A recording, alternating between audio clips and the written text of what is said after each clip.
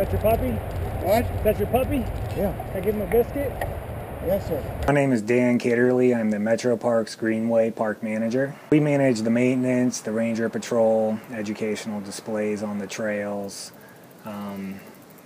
as well as educating the public on trail user use. The job's great. You get to work outside, you get to work with the public, you get to interact with people. It's good exercise, you get to ride a bike. So there's a lot of positive things about having the job. It is getting more and more busy. As the trails expand, we're getting more communities, more people using the trail.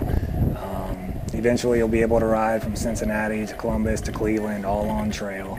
And these trails are connecting into local neighborhoods, and so you're getting a lot more use. But I think as long as people are respectful of other people using the trail, just be courteous, be aware that there's a whole multi-use of people using it, whether they are bikers, they're runners, there's walkers, rollerbladers, you have people, sometimes school groups out there doing studies.